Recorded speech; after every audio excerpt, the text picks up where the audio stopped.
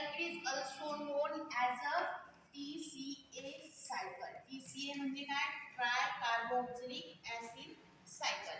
त्याचप्रमाणे it is also known as a cyclic acid cycle. Cyclic acid means first stable product of the Krebs cycle is cyclic acid. Therefore, it is also known as a cyclic acid cycle. This Krebs is a scientist who discovered the steps of that cycles.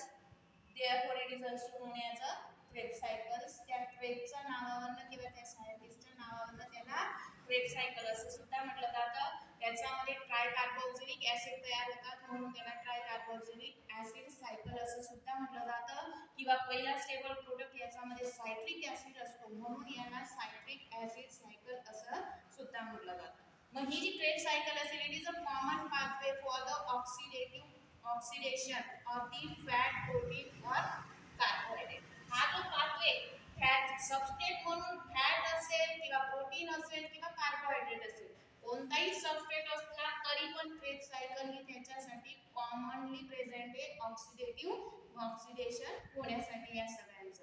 मग हे जे TCA cycle असेल हे TCA सायकलचं काही जे intermediate तयार होतात म्हणजे ह्या सायकल्स मध्ये काही ठिकाणी जे काही कॉम्पोनंट तयार होतात त्या component or intermediate substrate are also utilized for the synthesis of some different types of the biomolecules. For example glutamate असेल किंवा अस्पार्टेट असेल यांचं सिंथेसिस होण्यासाठी सुद्धा याच्यामध्ये काही इंटरमिडिएट असेल क्रेब्स सायकलचे त्या इंटरमिडिएटचा वापर याच्यामध्ये होत असतो. मग before entering the TCA cycle pyruvic acid is decarboxylated. आपण मागच्या सायकल्स मध्ये बघितलं किंवा लिंक रिएक्शन मध्ये आपण बघितलं की पायरुव्हिक ऍसिड जो असेल हा क्रेब्स सायकल मध्ये एंटर करण्यापूर्वी त्याचं ऑक्सिडेटिव्ह डिकार्बोक्सिलेशनची प्रोसेस त्याच्यामध्ये होते आणि त्या झाल्यानंतर त्याचं कन्वर्जन जे असेल हे कशामध्ये होतं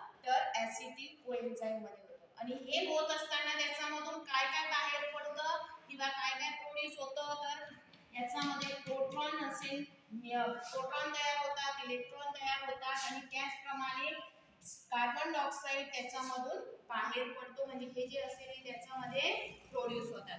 त्याचप्रमाणे NAD जो असेल हा NAD चं रिडक्शन होऊन NADH प्लस H प्लस हा रिड्युसिंग पॉवर या ठिकाणी तयार होतं म्हणजे या ठिकाणी हे रिड्युसिंग पॉवर सुद्धा तयार होत असतात जे ATP सिंथेसिस साठी रिस्पॉन्सिबल असतात. टर्मिनल ऑक्सिडेशनला याचं जे असेल ATP सिंथेसिस साठी या रिड्युसिंग पॉवरचा वापर केला जातो.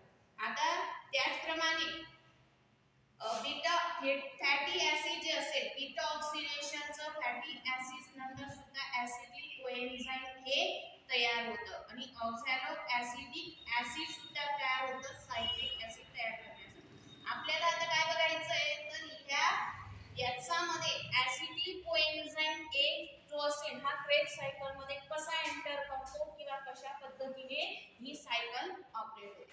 सगळ्यात पहिले आपण काय बघितलं पायरुव्हिक ऍसिड जो कुठे तयार होतो ग्लायकोलिसिस मध्ये. ग्लायकोलिसिस मध्ये तयार झाल्यानंतर ऑक्सिडेटिव्ह डिकार्बोक्सिलेशन ने काय तयार होतं ऍसिटिक कोएन्झाइम A हा ग्रुप तयार होतो. त्याच्यामध्ये कोएन्झाइम A हा त्याच्यात ऍड होतो त्याच्यानंतर NAD चं रिडक्शन होऊन NADH प्लस H हा कॉम्पोनंट तयार होत असतो. आपण हे आधीच लिंक रिएक्शन मध्ये बघितलं. आता हा जो ऍसिटिक कोएन्झाइम A आहे त्याच्यामध्ये काय तयार होतं तर ऑक्झॅलो ऍसिटिक ऍसिड हा जो कंपाऊंड आहे that is reacted with the acetic coenzyme A. हा ऍसिटिक कोएन्झाइम A शी ऑक्झॅलो ऍसिटिक ऍसिड जो असेल ते रिएक्टेड होतो आणि त्याचा नंतर जो काही कंपोनंट पहिला स्टेबल कंपोनंट तयार होतो याच्यामध्ये तो म्हणजे सायट्रेट हा पहिला स्टेबल कंपोनंट तयार होतो. या ठिकाणी जो एन्झाइम वापरला जातो तो म्हणजे कोणता आहे सायट्रेट सिंथेटेज या एन्झाइमचा या ठिकाणी वापर होतो. याच्यामध्ये एक वॉटर मॉलिक्यूल जर असेल हा वॉटर मॉलिक्यूल ऍड होतो सायट्रिक ऍसिडचं डेव्हलपमेंट होत असताना. आणि हा जो काही कोएन्झाइम ए ग्रुप जो असेल, हा कोएन्झाइम ए ग्रुप त्याच्यातनं बाहेर पडतो. ही जी रिॲक्शन असेल त्याला कंडेन्सेशन असं म्हटलं जातं. ह्या स्टेपला किंवा ह्या रिॲक्शनला कंडेन्सेशन असं म्हणतात. मग सायट्रिक ऍसिड किंवा सायट्रेट जो असेल याच्यामध्ये डिहायड्रेशनची प्रोसेस होते. डिहायड्रेशन म्हणजे काय, वॉटर मॉलिक्यूल याच्यातनं बाहेर पडतो, म्हणजे डिहायड्रेशनची प्रोसेस होते. आणि त्याचा नंतर सायट्रेट पासून सिस एकोनिटेट हा कॉम्पोनंट तयार होतो. आता या ठिकाणी जो काही एन्झाईम वापरला जातो तो म्हणजे एकोनिटेज एन्झाईम. या एन्झाईमचा या ठिकाणी वापर होतो. मी citric acid is converted into cis aconitate by the dehydration process and here the reaction is accelerated by the enzyme aconitase. या एन्झाईमच्या मदतीने रिॲक्शन कॅरीड आउट होते. त्याच्यानंतर cis aconitate is converted into isocitrate by the hydration process. या cis aconitate जो असेल हा कशामध्ये कन्वर्ट होतो, आयसोसायट्रेट ह्या कॉम्पोनंट मध्ये कंट्रोल होतो. या ठिकाणी सुद्धा एकोनिटेज हा एन्झाईमचा वापर होतो. आणि या ठिकाणी प्रोसेस काय होते, हायड्रेशनची प्रोसेस होते. हायड्रेशन म्हणजे काय, तर one water molecule is also utilized for that process or that for that conversion. तर आयसोसायट्रेट जे असेल that आयसोसायट्रेट is converted into oxalosuccinic acid.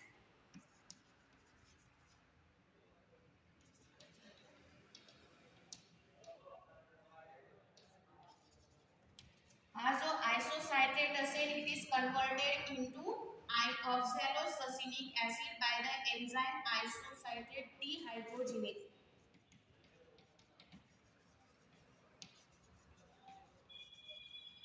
आयसोसायट्रेट डिहायड्रोजिनेस एन्झाईमच्या मदतीने ऑक्झॅलोससिनिक ऍसिड किंवा ॲक्झॅलोससिनेट हा कॉम्पोनंट तयार होतो. या ठिकाणी एक रेड्युसिंग पॉवर तयार होते.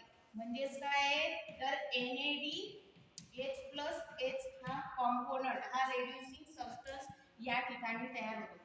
कोणकोणत्या स्टेपला रेड्युसिंग पॉवर तयार होते ते लक्षात ठेवायचं. एक NADH2 हा मॉलिक्यूल केव्हा तयार होतो, isocitrate is converted into oxalosuccinic acid with the help of the isocitrate dehydrogenase enzyme. Here the hydrogen is released. या ठिकाणी काय होतं, हायड्रोजन रिलीज होतो आणि म्हणजे डिहायड्रोजिनेशनची प्रोसेस होते. हायड्रोजन जो रिलीज झालेला असतो that are utilized for the reduction of NAD चं रिडक्शन साठी तो हायड्रोजन जो असेल तो वापरला जातो. Then that oxalosuccinic acid is converted into alpha ketoglutarate.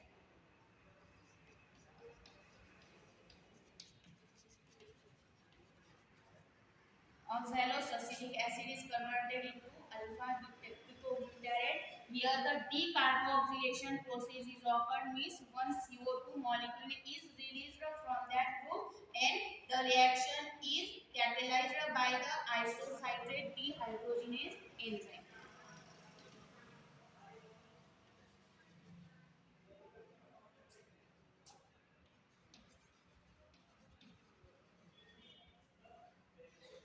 आयसोसायट्रेट dehydrogenase एन्झाईमच्या मदतीने ही जी प्रोसेस असेल that are known as a oxidative decarboxylation process.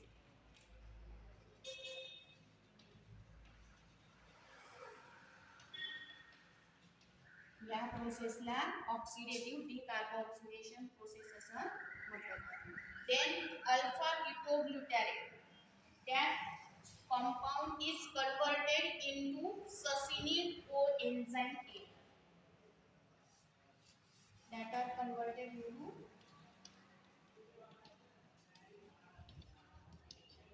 succinate coenzyme A मध्ये तो कन्वर्ट होतो. Here the alpha ketoglutarate dehydrogenase complex.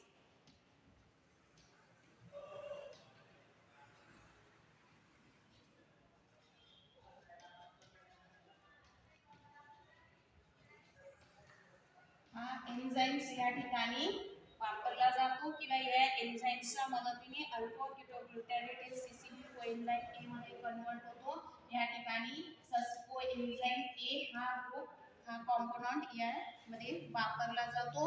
आणि त्याचप्रमाणे या स्टेपला सुद्धा एक CO2 मॉलिक्यूल जर असेल म्हणजे डिकार्बोक्सिलेशनची प्रोसेस होते. म्हणजे ही जी स्टेप असेल it is also oxidative decarboxylation.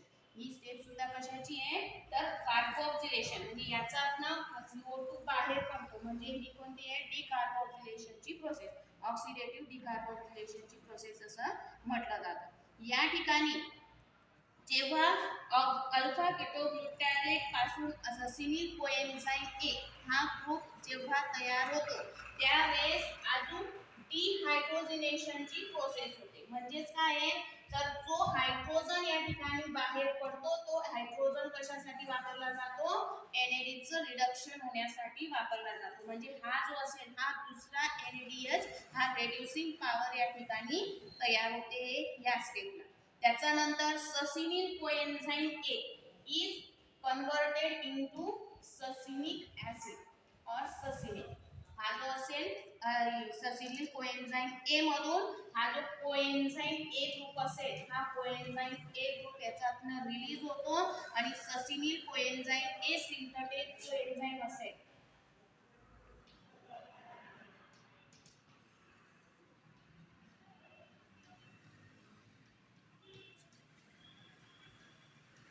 ससिनिल कोएन्झाइम हे सिंथेटेज या एन्झाईमच्या मदतीने ससिनिक ऍसिड या ठिकाणी तयार होतो.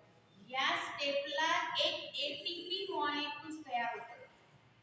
हा जो ATP असेल हा कशापासून तयार होतो GTP पासून तयार होणारा मॉलिक्यूल आहे. एक GDP असेल किंवा GDP पासून हा ATP मॉलिक्यूल तयार होतो. मग हा जो असेल ही कोणती प्रोसेस आहे तर फॉस्फोरिलेशनची प्रोसेस आहे. म्हणून हे जे असेल हे ससिनेट लेवल फॉस्फोरिलेशन असं या स्टेपला काय म्हटलं जातं फॉस्फोरिलेशनची स्टेप असं म्हटलं जातं. कारण याच्यामध्ये फर्स्ट ATP मॉलिक्यूल जर असेल तो पहिला ATP मॉलिक्यूल तयार होतो. त्याच्यानंतर याच्यामध्ये जो डिहायड्रोजिनेज किंवा हायड्रोजन जो बाहेर पडतो त्या हायड्रोजनच्या मदतीने FADH2 हा मॉलिक्यूल तयार रेड्युसिंग पॉवर तयार होते. म्हणजे या ठिकाणी काय तयार होतं FADH2 चा फॉर्म मध्ये रेड्युसिंग पॉवर या ठिकाणी तयार होते. त्याच्यानंतर ससिनेट is converted or succinic acid is from the fumaric acid or fumarate. Fumarate तयार होतं ससिनिक ऍसिड पासून with the help of the enzyme succinate डिहायड्रोजिनेज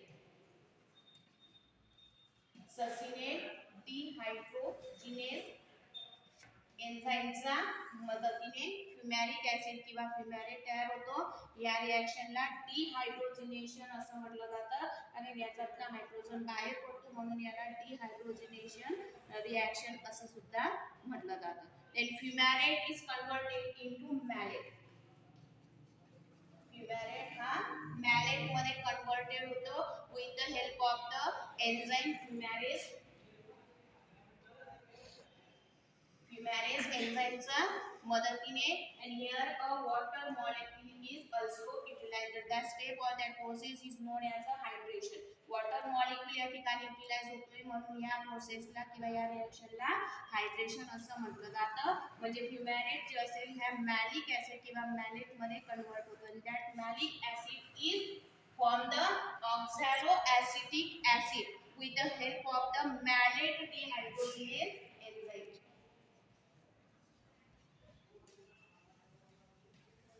malate dehydrogenase एन्झाईमच्या मदतीने परत ऑक्झॅलो ऍसिटिक ऍसिड तयार होतं.